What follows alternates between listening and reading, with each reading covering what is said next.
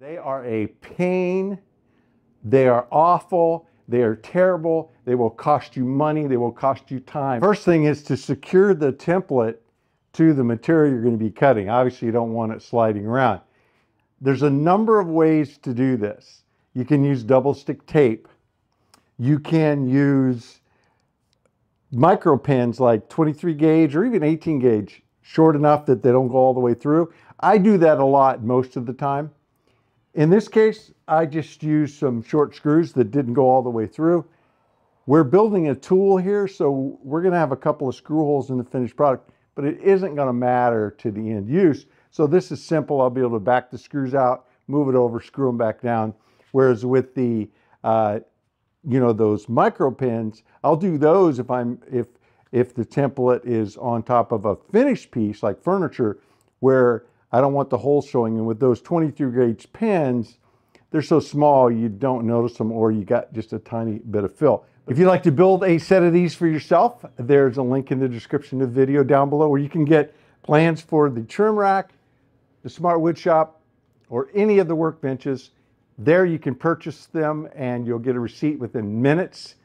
In that receipt, there's a link down at the bottom. You click on it and you download the plans. I wanted to slow down a little bit here because I get asked more questions on this than anything else, and it's very important to understand it. And the reason you want to understand it is it is so drop dead simple. Do not complicate this. It's a matter of offsets. The offset is 1/16 of an inch or 1.5 millimeters. Now, what am I talking about? I use a bushing and a router bit. They are matched. They go together. Now, you can do other things for certain situations where it isn't exactly matched. It's bigger and you get bigger offsets. Can't go smaller because the bit won't fit in. We're not going there. We're going to go with the bushing that matches the bit. As long as you put the bushing that matches the bit together, the router bit will fit in just barely, but it won't hit the metal on the inside. It's designed for this purpose. And the difference in the diameter from the bit to the diameter of the bushing, what rides on your material, is 1/16 of an inch. Now, it's actually 1/8. It's 1/16 on each edge that you cut. But overall, if you go diameter to diameter, it's 1/8 of an inch or 3 millimeters. I refer to millimeters, and all of the bits I buy, if I can get them in metric, I will. But to be honest, most of my bits in setup are still imperial. I just call them metric. They're close enough. So this is a 1/2 inch, and this is outside diameter 5/8. That is your 1/8 of an inch or 3 millimeters. And again, you cut that in half because it's a circle, so it's diameter all the way across, half that, and that gives you your one side. In this case, I'm going to be cutting in, this is an inside cut, so it is going to shrink the cut in there. If I measured between the two edges here that are going to create this cut, I'm going to be a 1/16 inch in there and a 1/16 inch in there, and that means I'm going to be 1/8 of an inch or 3 millimeters smaller. The same is true on the outside of the cuts, except they grow because we're moving away from it. It's so easy. You don't ever have to think about it very hard once you realize that. The advantage of a bushing and a bit over a pattern bit. Now, pattern bit, I've got them. I should get one out to show you, but basically it is a bit with a bearing on it, built into it, and it's flush. So the edge of the bearing and the edge of the cutter are the same, so you don't have to do the offset. So the math's a little easier. You make your template exactly the size of your finished piece. I did that for a lot of years until I discovered bushings. These are far, far, far, far superior. I cannot emphasize it enough. A pattern bit has a place, and it's nice for inlays and things like that. But for everyday production, they are a pain. They are awful. They are terrible. They will cost you money. They will cost you time. I don't care how much experience you have with them. I know because I've done it. I know how to use them, and I still will cut a template that I've worked so hard to make, and now I've got to make it again or repair it. I will damage the wood. The reason being is this bushing is mounted to the router and it's fixed, doesn't move. So when I put my router down against the template, I never have to worry about that moving up or down and slipping off and cutting into the material. Pattern bit is not that. The bearing floats up and down. As you plunge in to set your depth, that bearing, which is your guide surface, moves up and down. If you get a little bit up high, it's going to run off and the cutter's going to go into your template. It's going to mess up your finished wood. If you go too deep, it's going to slide underneath. It's going to cut your material. It's going to cost you. And I guarantee you, it will happen to you if you use a pattern bit. You're going to cost yourself more money than all this stuff costs at some point in time. I know from experience. I've done it more than once. So, absolutely, 100% from the Smart Woodshop, we choose a bushing and a bit and do the math. It's worth it. It's not hard. Just remember, use the proper bushing with the proper bit, and the offset is going to be either 1/8 of an inch or 3 millimeters. It doesn't matter. This is the second part of the question I get asked all the time. What bit should I use? 1/4 inch, 6 millimeter, 12 millimeter, 1/2 inch, somewhere in between. The cut's the same. It's the differential. When you get the right bushing with the bit, it's going to be that same 1/8 of an inch. So in this case, 1/4 and 3/8 gives me the same cut as a 1/2 and 5/8, with one minor exception. Inside corners with a round cutter are left round. The bigger the bit, the little bit more round you're going to have. I've demonstrated that a number of times. In this situation, I don't care. If you have to have a square corner, you're not going to get that with any router bit. You're going to have to cut that after the fact with a saw. In tool making, I just live with the round. So the smaller bit, if I go with a smaller bit, I'm going to get a tighter corner. One of the things you can do is do the whole cutout with this, and then just have a smaller bit on a little cordless router and just hit those inside corners before you take the template off.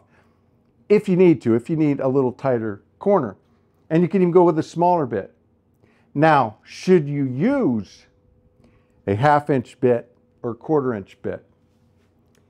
1/2 inch all the way, 99.9% of the time. I like my cordless router. I would love to do everything with a cordless router, and I do occasionally. But it will not run a 1/2 inch bit. It doesn't have a big enough collet. The battery's, I don't know what it is, but for some reason, the cordless routers tend to be, or at least mine, are all 1/4 inch. Great for little roundovers and in small projects, but this bit and this bit, they're both high quality carbide. There's a big price difference. I have them both in my store, but let's just say that this is 4 or 5 times more expensive than this. So do you spend $20 or do you spend $80? I'm throwing out random numbers, but that's what you're going to be looking at. You're going to go, that's that much. Well, first of all, it's a high quality bit. It's important. You can buy cheaper ones, and I have. They just don't hold up. Even though they're solid carbide, there must be qualitative differences. So a brand like CNC, my favorite, or Whiteside, any of the big brands that are, you know, using high quality carbide and sharpening them properly, they're going to hold up. and last. Same company, same quality, but it's a lot less because it's a lot less material. The problem is, or the issue is, this is your value. You're going to spend a lot less money up front with this than with this, but this is going to cost you a lot more money because you're going to break this when you're cutting into thicker material. Now, if you're just cutting little 1/4 inch thick material, this will do fine. But if you're doing the real work like I'm doing, I'm always cutting 18 mil or 12 mil ply, and these will snap off. They will wear out. They're spinning a lot faster. You know, there's a big difference in the outside wear and tear of a 1/2 inch to a 1/4 inch. You will wear these out way more than the 4 or 5 times the cost of these. You won't break these either. These just hold up. They're like a Clydesdale. They just keep on working. And I probably use them longer than I should before I have them sharpened. That's right, I have these sharpened, so I get a lot of life out of these. I've never really bothered having these little guys sharpened. They're usually broken or so worn or chipped or whatever. Even though they're the same quality, they work a lot harder. They just aren't designed for big, heavy work. Downside, of course, at least in my shop, is I do have to use a corded router that is 1/2 inch. But remember, that router is good for a lot of things. Every shop should have a router that can turn a 1/2 inch bit or has a 1/2 inch collet. I have, I don't know, 5, 6, 8, I don't know how many routers I have. This is my main router. I use this more than anything. My cordless router from DeWalt, I really like. I do a lot of my roundovers. I'll be using that here to finish this project up, so you'll see it. But the go-to workhorse is a heavy-duty plunge router with a 1/2 inch collet, and I've been using this 1400 for probably 10 years. It's made everything. It's made the art and Smart and all the table, but this guy has worked and worked and worked. It could fail tomorrow, and I mean, of course I'd have it repaired, but I could throw it away and I'd buy another one. This thing, again, it's value, it's not price. And the Smart Woodshop is not about price. We are about value. If you can spend a few dollars more today and it costs you less in the life of it, you're getting better work product. It's just nicer to use, nice tools, nice bits, nice routers, nice saws, nice blades. They feel better, they make your life better, you enjoy it better, and they cost you less money. Higher priced tools cost less money.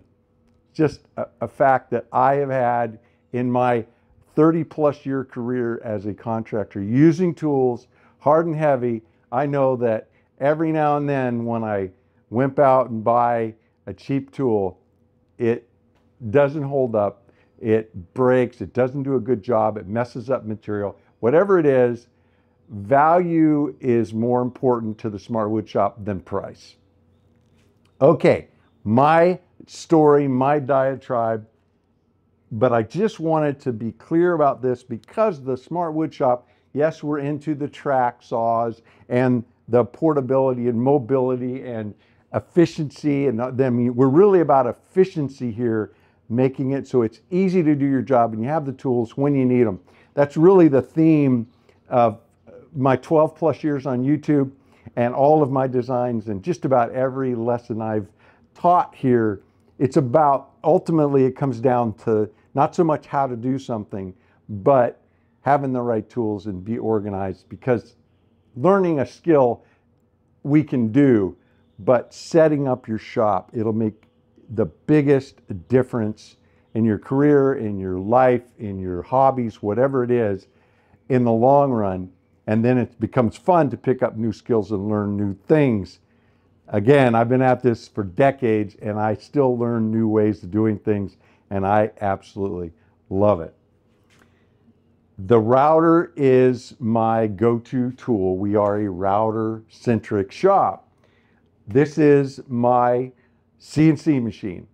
Yeah, it's not computer controlled, but I do what, and I've been doing it before CNCs were abundant back when either, maybe I never heard of them, they were in big factories, but early in my career, we didn't have, those kind of things. It was all manual. So I've been using these for a long time, and because I have the skills and I know how to make templates, I just realized that for the level of production that I need to do in construction, that a CNC machine would cost more money, take more space, and per item take more time, cost me more money, until I get into some big production stuff where I need 20, 30, 40 or something. But at that point, I just go to a CNC shop and give them the file and say, make me X number of these. But in the field, on the job, I need to make things, I need to be as precise as CNC, and I can make up quick templates right on the job and do the thing I need. So if I need 2, 3, 4 of them and I need them all to match, a little corbel or a little, a little bracket or those kind of things, when you're doing cabinetry and all of that, I can custom make and fit, but make them identical just the way you get with a CNC without having to put it in a computer, design it, export it to the, DXF 2D file, have it adjusted in the CAD system. I mean, there's a lot that goes into it. Don't get me wrong, I am not a Luddite. I love CNC machines. If I ever decide again to set up a fixed base shop, then I'll probably get one. And in all honesty, because of the Smart Woodshop and the following, we have a lot of Smart Woodshop fam that are into CNCs. I've been offered from multiple companies that they would provide a CNC so that I'd have it and using it in my shop. So you get to see it, and it isn't the lack of opportunity to have one, it's the lack of opportunity to have a space to have one. And it even steps back further than that. I just, at this point in my life, I don't want that space. That's just me. I'm into mobility and moving around. But if I do build a big shop and I've got a fixed space and I've got room in it that I could set up a couple of big tools and leave, and then bring in the Smart Woodshop next to it and have kind of the best of both worlds, I'd consider it. And you'd see me doing a lot of CNC work. But I'm not doing that now, but I'm not hobbled. I can keep doing the same things that I would do it with the CNC. Yes, with the CNC, I can push the button. After it's all done and I'm doing a bunch, I can push the button and it'll be over there doing its thing while I'm doing something else. But that's not where I'm at.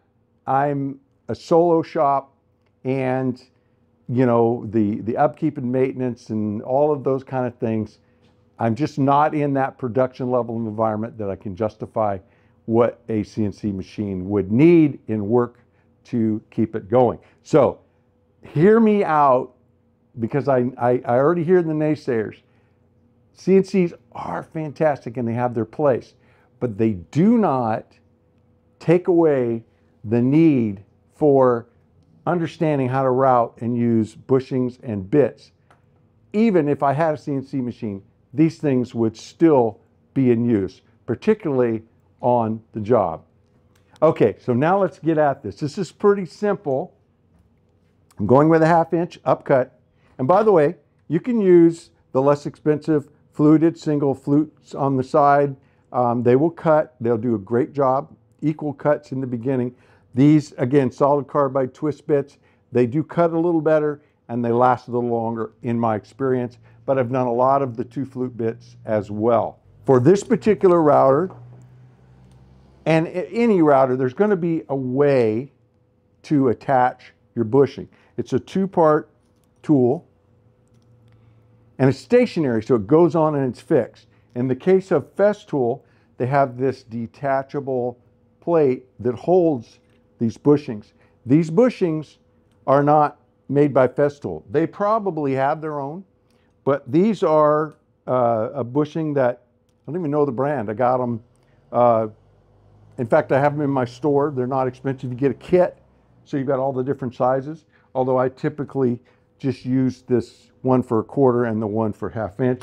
They're my go-tos. The thing is there's a standard, and the standard back from, I call it the Porter cable standard because my first set of bushings were Porter cable, and you can still get those.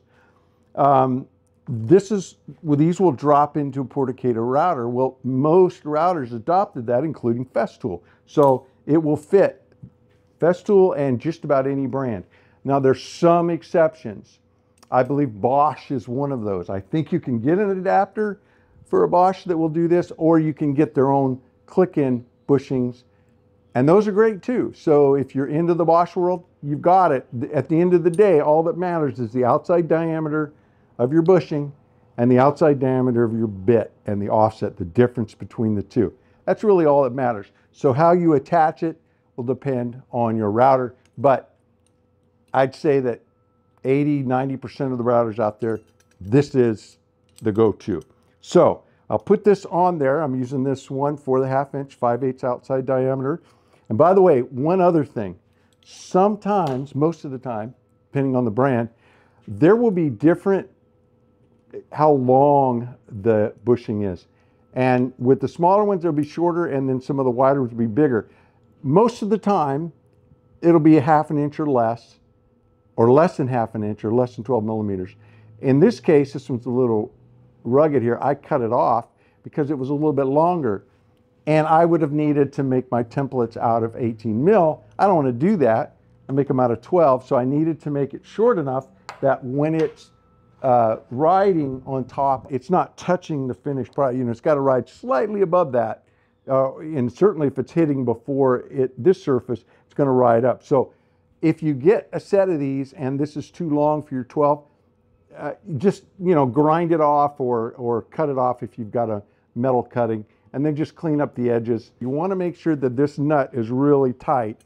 And I would even recommend, since we're going to be doing so much cutting, I'm going to go ahead and give it a little bit of a twist with this. So in this case, that's it. This just drops in and clicks on there. But before I do that, I'm going to put my router bit in. Because Festool is designed to be used heavily in the field, they make it kind of easy to change a bit. So they have a little lock in and out. So it shows the arrow with the bits going in, so I know to lock that down. And then I'll just spin this until it gets finger tight, and then take the wrench, and it's got a ratchet, so I know that is good and tight.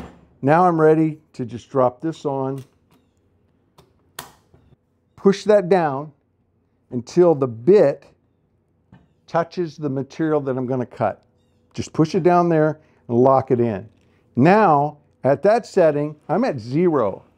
Doesn't matter how thick my template is, it's going to automatically register to, if I'm using an 18 mil template, it'd be at a different, but it would still register at 0. So right now, if I turn this on and cut, it's not going to cut the wood. It's going to just scrape right across the top. So that's 0. So what I'm going to do is set the depth stop till it's touching the point on the router where it will bottom out, and